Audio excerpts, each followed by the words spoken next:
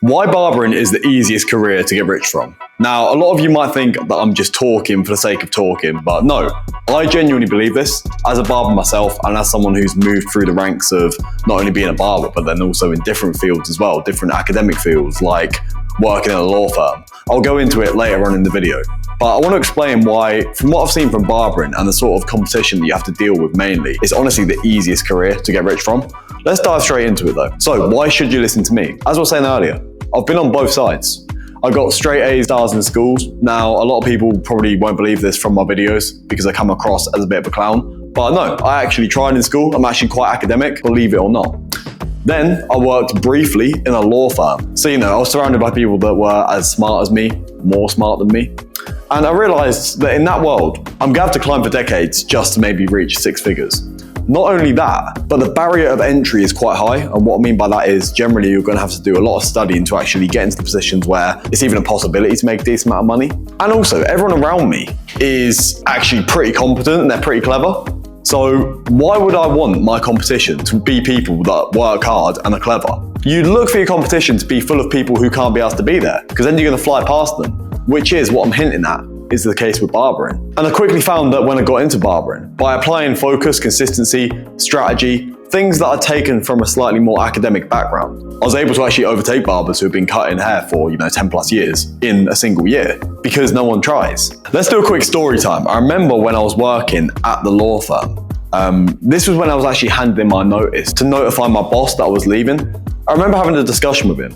And at the time, I remember I said to him, just as I was telling him that I was leaving, I said to him that, I'm leaving because I want to be in his position.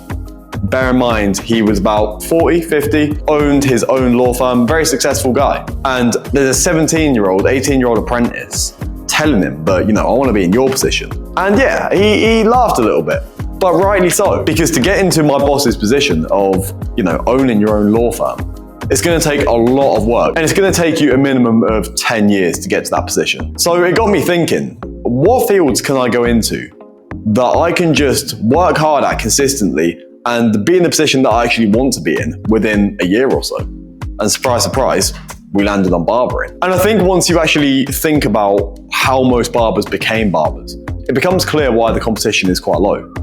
Most barbers ended up being barbers because, they realized that school isn't for them. They drop out of school and give up on anything academic in that sense. And they probably just fall into barbering, to be honest, because it's almost a last resort. They don't understand content, marketing, any of the technical side of it.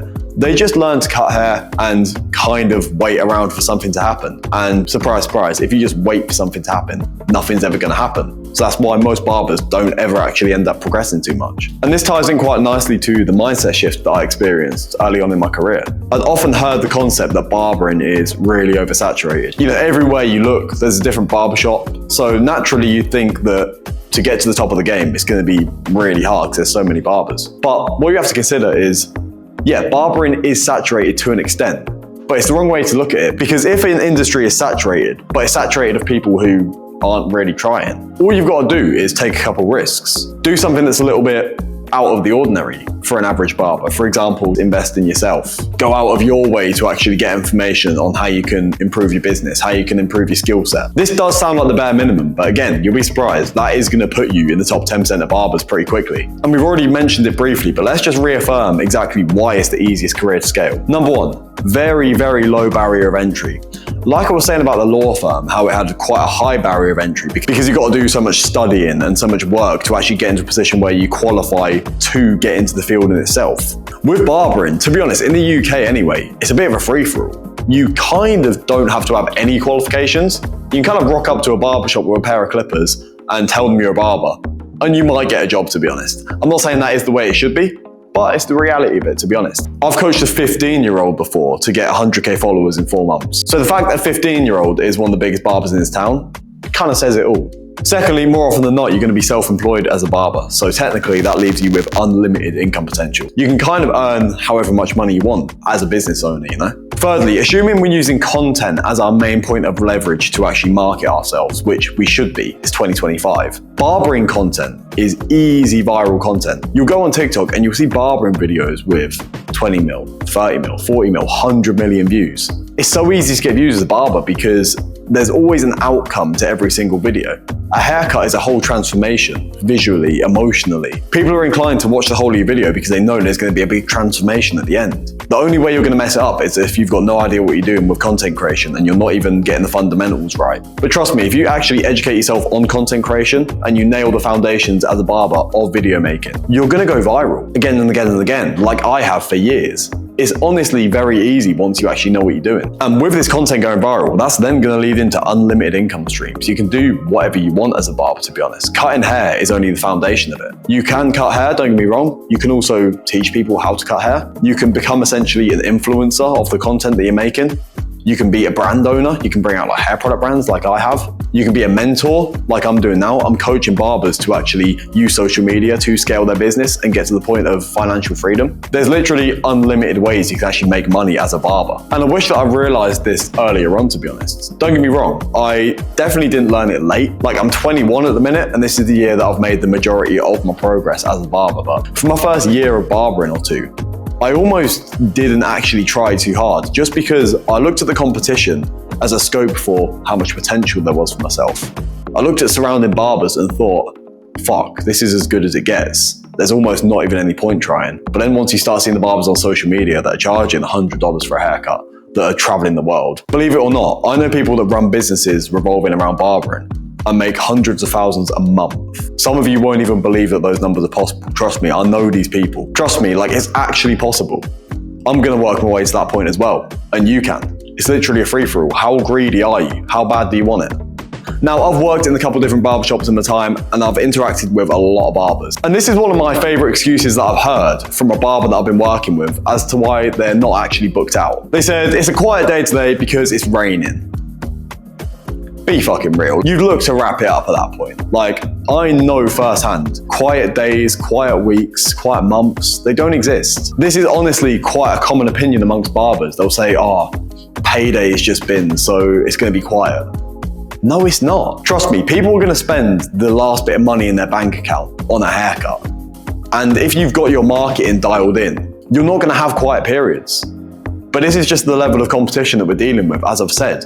So I actually look at it as a positive. But the excuses that I've heard people come up with in the past as to why they're not busy, as to why they're not making money, it's honestly quite entertaining. I'll give it a round of applause. And I've tried every content strategy under the sun over the years in terms of what actually works to convert to clients, to charge higher prices.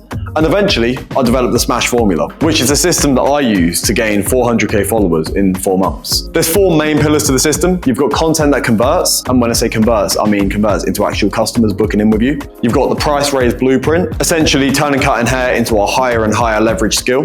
You've got automated systems to make running your business and your content creation process as frictionless as possible. This will keep you the most consistent, and it's going to leave you with the least amount of excuses to actually keep growing.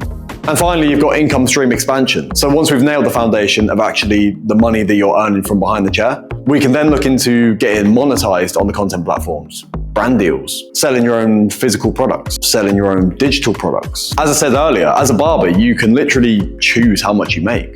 You've just got to put in the work to actually justify the amount you're making. So yeah, the Smash Formula is not a theory. It's a proven framework that's worked on me, and it's even worked on a 15-year-old. So what is your next excuse?